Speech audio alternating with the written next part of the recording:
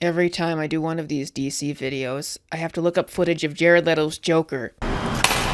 And it is not pleasant. So appreciate the work that I do for you now. I come to you today with a long tale. It's a tragic tale, filled with missteps and misguidance, box office highs, lows, controversies, criminals, and even a cult. Crazy stuff to bring up when you're actually just talking about a movie franchise. But in this case, it's all true, and accurate to the story of the DCEU. Now, DCEU in and of itself is a very odd name for this franchise, and it weirdly was never official. It was first coined by a reporter trying to come up with a name for the universe as an answer to Marvel's Marvel Cinematic Universe, aka the MCU. But for some reason, DC Cinematic Universe, or DCU, wasn't in the cards at the time, so the title for DC Cinematic Universe of movies became DC Extended Universe, aka the DCEU. Yeah, I'm not sure why. But after Marvel was able to kickstart the biggest franchise in the world with the team of their B-list superheroes, DC wanted a piece of the box office pie with their own heroes. And unlike Marvel, that had already licensed out their greatest heroes like Spider-Man and the X-Men before Disney got a hold of the Avengers, DC had all the rights to their biggest heroes still in hand. And they owned the most recognizable superhero characters in the world: Superman, Batman, and Wonder Woman. So what could really go wrong with WB starting their own cinematic universe? It would surely be a slam dunk, right? What could go wrong? Everything went wrong. The first film that DC released was Man of Steel, a Superman solo film which made the most sense to kick off a universe with. This was released in 2013, a year after the Avengers. Superhero hype was through the roof, so surely a film about the first superhero ever would be a slam dunk. Except for when it released, it got really mixed reviews, and box office results that fell ridiculously short of any other big CBMs releasing at the time.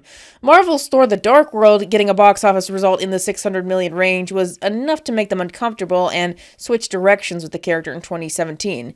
You can get a sense of just how underwhelming this was for a Superman movie. I mean, sure, Superman as a character didn't have any recent major mainstream hits under his belt, but still, this is the character that literally created the comic book superhero, and this is the start of the comic book superhero movie boom. But who cares, right? The MCU had a solid hit with Iron Man, but not every franchise can begin by hitting it out of the park. There was every reason to be hopeful for the upcoming franchise, and surely the next film showing something we've never seen before, the big showdown between the most famous heroes of all time, would be the movie event we'd all been waiting for. The movie event to end Marvel forever. Batman vs. Superman. So yeah, the movie was a disaster. But I want to really highlight something here, and I am going to upset the Snyder Bros, but I don't care. The problem with both Man of Steel and Batman vs. Superman, the reason why they did not connect with audiences, the reason is their director, Zack Snyder. Zack Snyder has a real problem with his directing style. His problem is that he focuses on visuals and epic emotional moments over everything else. Shortly after Batman vs. Superman released, the video essayist channel NerdWriter1 did a video explaining flaws in Zack Snyder's directing style better than I ever could, but basically he broke it down to be about Zack Snyder building his films on these moments, these epic blowaway moments over building up his scenes, which is part of the reason of why so much of his movies are in slow motion. And while that is just one problem to note with these films, I can say that's kind of at the core of everything that I have a problem with Zack Snyder's movies, and what I think that most of the mainstream had a problem with. I feel like I can never really get to know the characters in these movies. As somebody wrote in a comment once, and it always stuck with my mind, watching these movies, Batman vs. Superman and Man of Steel, is kind of like watching everything through a keyhole. It feels like there's always a disconnect between me and the stories. Like I can never actually get immersed in this fictional world. Man of Steel and Batman vs. Superman are, without exaggeration, the most boring mainstream blockbusters I've ever watched. And you may not agree with this, and a niche amount of people has made it very, very clear that they don't, but I think that that is how the movies came across to most people. And that's not even getting into all the edgy character changes Snyder made, and the fact that the script for BVS wasn't even cohesive. And listen, sometimes major changes to characters can work, but I just don't think that Batman vs. Superman or Man of Steel were good enough films to justify those changes. Batman vs. Superman Superman got bad audience scores, at least for the superhero genre, and suffered major week-to-week drops at the box office. It was outdone by its competition that year, Captain America Civil War, a film that would not even been made by Marvel if they hadn't started to get worried about the competition from DC, but clearly they had nothing to fear, because WB and DC had put all their chips on Zack Snyder at the time, and it was the wrong call. But we had another movie coming out that year, Suicide Squad. And it was being done by a completely different director other than Zack Snyder. So we had every reason to hope for this film. This film would be different. We might actually get some entertainment out of it. Surely, DC couldn't fail spectacularly 3 times in a row. Could they? Could they? Suicide Squad is now considered one of the worst comic book films of all time. Everyone knows how this film was mangled in the edit, making an incomprehensible story. However, I've gotten to read some of the original script and so much behind the scenes stuff, and I don't think we were ever really going to get a good movie here. David Ayer, a bit like Zack Snyder, seemed less interested in adapting the characters from the source material and more interested in adapting the characters to his style, which in this case was a grungy world of drug dealers, neon tattoos, and bad dialogue. Honka, honka! Ouch, I'm sorry you had to hear that. But Suicide Squad is also what introduced the world to Jared Leto's Joker. A bad rendition of the iconic character, but despite its hate, he only appears in about 8 minutes of the movie. We never really get to see him fleshed out. The only positively received thing about it at the time was Margot Robbie's Harley Quinn, who brought to life the character's very ironic, childish perspective in the midst of a pretty dark situation. While I enjoyed Margot's turn as Harley for this film at least, she still wasn't given a good script or film to portray a well-rounded, well-written version of the character, so it just wasn't enough to save the film, and I think it's forgotten just how many people out there still weren't on board with this blinged-out version of Harley either. I remember just how much pushback there was with Suicide Squad. Some people were calling it their last straw. Batman vs. Superman and Suicide Squad weren't just bad films. They're what I like to call franchise killers. Films so bad, so unforgivable, that they completely push people away from a franchise. And with that, the DCEU was dead. 3 movies in! Which is kind of crazy to say when we had 1, 2, 3, 4, 5, 6, 7, 8, 9, 10, 11, 12 movies to go through released after Suicide Squad in 2016.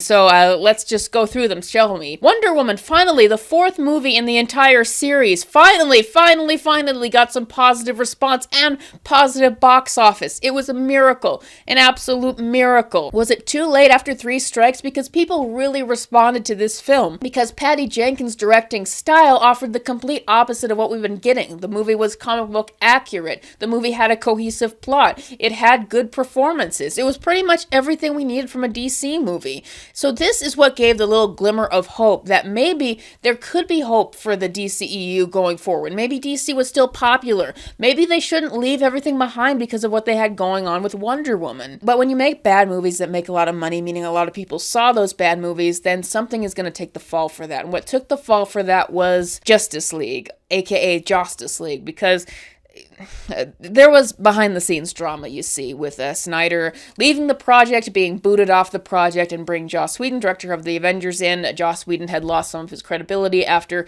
Age of Ultron, but he was brought in now to do Justice League, which angered the Snyder fans, because at this point a cult was growing around Zack Snyder, believing that he had the one true vision for the DCEU, that they should have gone forward and that they should have never abandoned, but they already had, even before Wonder Woman came out, because you can see the continuity errors in that are changed from Batman vs. Superman, but they were trying to save this franchise for the mainstream, so they brought in Joss Whedon, the director of the Avengers, once again, because the hope was that if they make a Justice League movie a bit more like Marvel, then they will get that movie and win back the mainstream in the way that the Wonder Woman movie brought back the mainstream, and then they would be able to have their big multi-billionaire rival to Marvel all over again.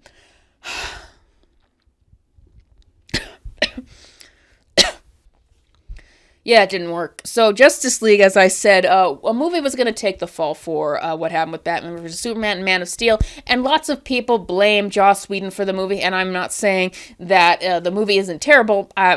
Justice League is one of the only movies on this list that I still haven't even watched, to be honest to you, but I think that honestly, despite the Snyder fans saying that it bombed because Zack Snyder didn't helm it, I think that the damage was already caused by Batman vs. Superman and Suicide Squad Man of Steel and made people not want to go see this movie. Like, that was just, like, the hype was on the floor for everybody except the Snyder fans, who the Snyder fans, they seem to have made up most people who have actually seen the movie of Justice League despite their hatred of it, but most people did not go see Justice League because they were disappointed by the previous movies, and so that was that. I remember how much they pushed Wonder Woman in order to try to save this film, but it was just too late. So with that, it kind of seemed like, yeah, maybe you had an outlier here in Wonder Woman, maybe people were just interested because it was her first movie ever, but it seemed like the DCEU was on a downturn. Or was it? Because then we had Aquaman in 2018, and man, I thought that this movie would not sell, but it made $1 billion, and to this date is the only film in the DCEU that made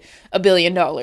Like Wonder Woman, this is another film that is technically in the DCU, but it's not. Like, they're not denying that it's separate, but they are making continuity changes, and it was getting really weird with continuity at this point, but we haven't seen anything yet. Aquaman did not even get that higher viewership. It just blew up at the box office for some reason, which everyone forgets, but everyone forgets why. China just loved this film, and people think it was maybe because of Jason Momoa's star power over there, or James Wan, the director, but it's like this weird outlier because it's like this film, Aquaman, just found a certain group of people that just loved it so much. Because, as we're going to see, going after Aquaman as a $1 billion hit, it kind of fooled DC, and in retrospective, I think the success of Wonder Woman and Aquaman was the worst thing to ever happen to DC. Why? Because these films convinced the people behind the scenes that this was viable to go forward with the DCEU.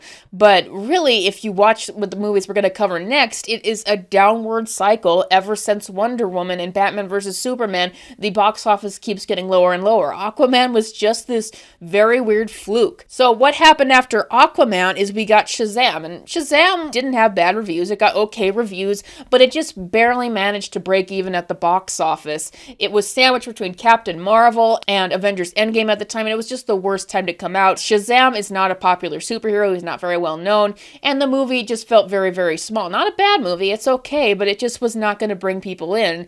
But this was a new low for the box office of the DCEU. It only managed to skirt by because its budget was so low as well. But this is also a movie that really started to bother me when it came to continuity, because at this point I didn't know what we were doing, because it really felt like the people at WB just wanted to move away from anything that Zack Snyder or Joss Whedon had touched, and they wanted to just do everything fresh, do everything like Marvel in the way that Wonder Woman and Aquaman did. But this movie references things like Batman's Batarang for the Batfleck version, the one from Batman vs. Superman. Superman makes an appearance and there's all these references, but we can't even see his head. So it was ambiguous at this point. Like, are we in the Snyder universe or aren't we? It was starting to get really, really confusing. And then the Joker movie, which is a complete outlier, came out later that year and made $1 billion. And I think that the fact that that movie made $1 billion also made people forget just how much in a bad way the DCEU was, because technically it was DC and it made a lot of money, but it wasn't in the DCEU. It wasn't connected to any of the Mets. But I also think it's what might have fooled WB a little bit to think that they had a good thing going forward, because then we would have Birds of Prey and the fantabulous emancipation of one Harley Quinn. This was a movie that was kind of in the works for a long time as a Harley Quinn spinoff to capitalize on her success from Suicide Squad, but as I've said on this channel many, many times before, it is such a misguided movie. Harley Quinn in Suicide Squad was basically an edgier, badly edited version of the one from Batman the Animated Series, which is the one that normally sells and people like. But for Birds of Prey, they went with the Deadpool version that had popped up in the comics, and I think that that was a major mistake, because she is not nearly as endearing to the audience, and I think that really shows in people's reaction. There were also problems like having her break up with the Joker when we never even got to see them together in the first place. The fact that Harley does not do a great job of carrying a movie by herself. It was not a movie that built up her character at all, and it made her a part of the Birds of Prey, a team that she'd never been a part of before, and to the mainstream audience was just a bunch of random D-listers. And yeah, it looked really unappealing. The R rating was a big mistake. So yeah, everything went wrong with Birds of Prey. It did everything it could to push people away, and it became the lowest grossing comic book movie of the last 10 years and the lowest grossing DCEU movie up to that point. So there was another thing that they had just destroyed, honestly. Margot Robbie's Harley Quinn was really popular, and then they did something that either tanked that popularity or proved it was never as big as they thought it was. But for years, Warner Brothers had really wanted to put out another Wonder Woman movie because that was the one thing, both critically and financially, that the DCEU had going for it, and everyone loved Gal Gadot's Wonder Woman. Surely, Wonder Woman 1984, the sequel, would be a big hit. So Wonder Woman 1984 came out in 2020. Everything was closed down, so it couldn't really get a wide, big release, but I actually think it was really lucky for this film that it didn't. Wonder Woman 1984 is, in my opinion, the worst comic book movie ever made. And you might think that that is hyperbolic, but I can back up why it was the worst. Because, yes, it's a really bad movie. Clearly, they had so much faith in Patty Jenkins after Wonder Woman that they gave her a lot of control with this. She made a lot of confusing decisions. Making it set in 1984 of itself was a confusing decision. Wonder Woman came off a lot more immature in this movie in her decision-making, as opposed to her growth in the first Wonder Woman. The plot is completely nonsensical. There's a lot of cringe moments in it.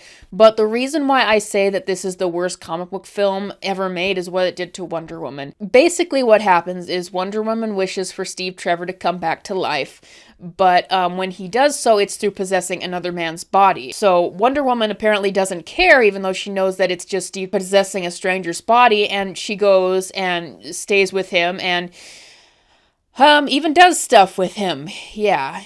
And that is my big problem with Wonder Woman 1984 and why I think that it is the worst superhero movie ever made, bar none. Because Wonder Woman is like the girl's icon. She is the OG feminist icon, the OG female superhero. She's supposed to be a role model to boys and girls everywhere.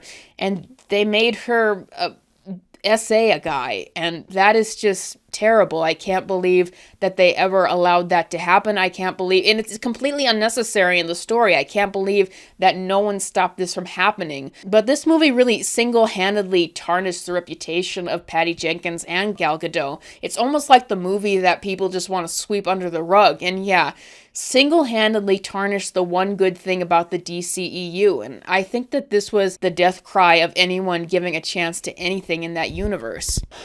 But don't worry, we still have 7 more movies after this. So people at Warner Brothers started to feel they just needed something, anything to prop up HBO Max. And remember, there were the Snyder fans that really liked what Zack Snyder did with Batman vs. Superman, Man of Steel, even though most of the mainstream did not. And they had been on a quest to get the Snyder Cut of that release. The version of Justice League that Zack Snyder had intended. Release the Snyder Cut was everything. So WB, desperately wanting HBO Max to be a hit, finally said, yes, we are going to give you that Snyder Cut. And it was a huge deal, and there was hype, and they were hyping up those fans.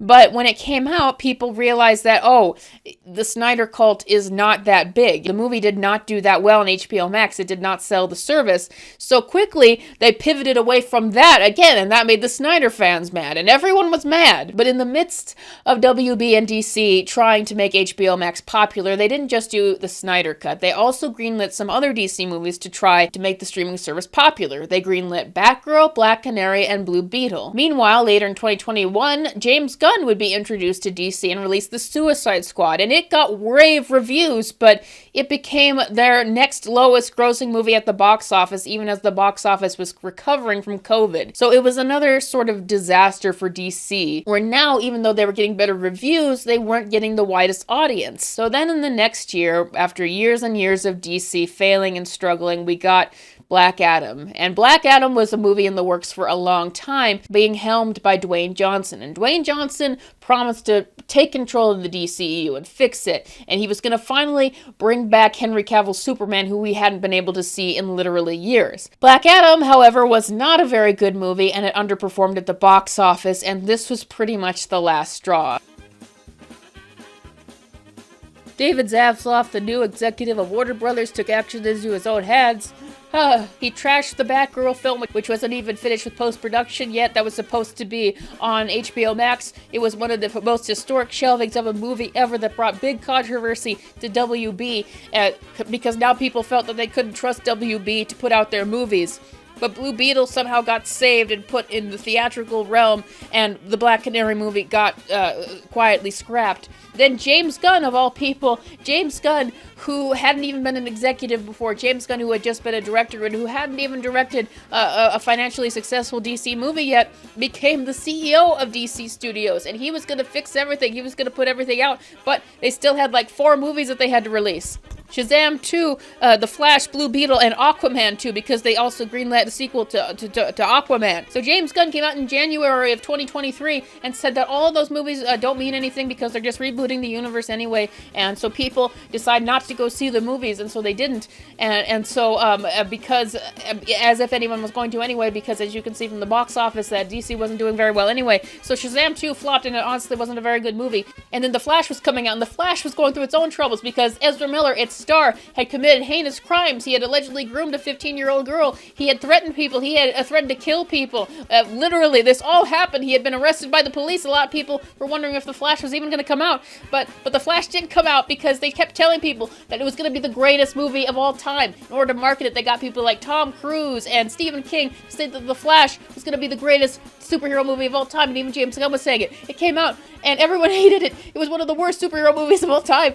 And when you think about it, it's this entire DCEU thing is actually kind of funny. But everyone hated The Flash, and it bombed, and it was one of the worst bombs of all time because they had spent so much money on it, and it was absolutely terrible. It had babies falling from the sky and horrible CGI, and it was one of the worst movies of the year. But there were still 2 movies left to release, and Blue Beetle came out, and it wasn't as bad as the other one, but it was still pretty bad, and it was a movie that clearly was intended for HBO Max, and no one cared about it. The DCEU got so bad, it changed my clothes and my lighting setup, and now we finally come to the end of it. Aquaman 2, a movie that WB had so little faith in they didn't even give a movie premiere, getting horrible reviews on Rotten Tomatoes and projected to have horrible box office, a movie I refused to see.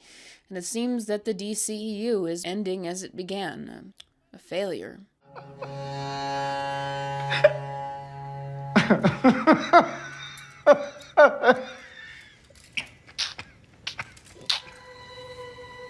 What's so funny? What does that mean?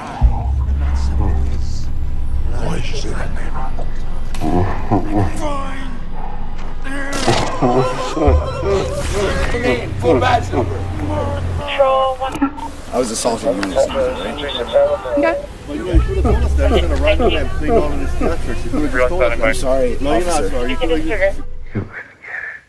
But I want people to remember something, that the DCEU actually ended a long time ago with those 3 movies, Man of Steel, Batman vs. Superman, and Suicide Squad. It was then that the franchise was dead. It was then that the enthusiasm for people was killed. Because listen, at least back then people cared enough to get angry, but that's not the case anymore. So is there something that we can learn on from the tragedy that is the DCEU? Well, I would like to recommend one thing.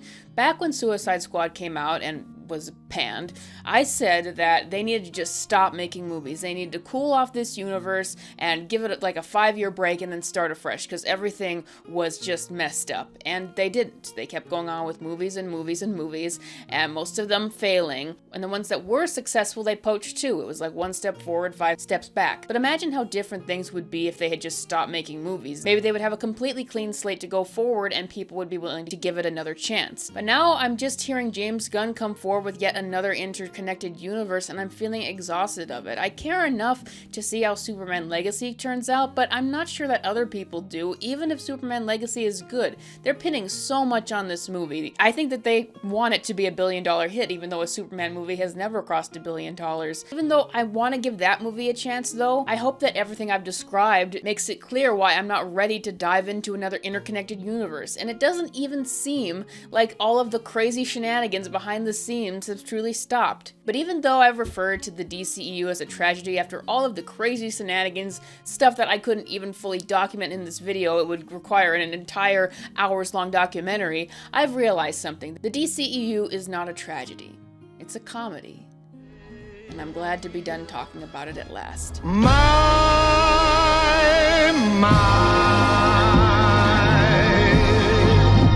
Thank you all for watching. This video was kind of haphazardly thrown together. If you would like to support this channel and my work, you can check out my Patreon or just leave a nice comment below. And by the way, I'm also a filmmaker. I'm working on a new short film, so if you'd like to stay tuned to that, please be sure to subscribe for when it finally gets released, and I will see you guys next time. Thank you, patrons.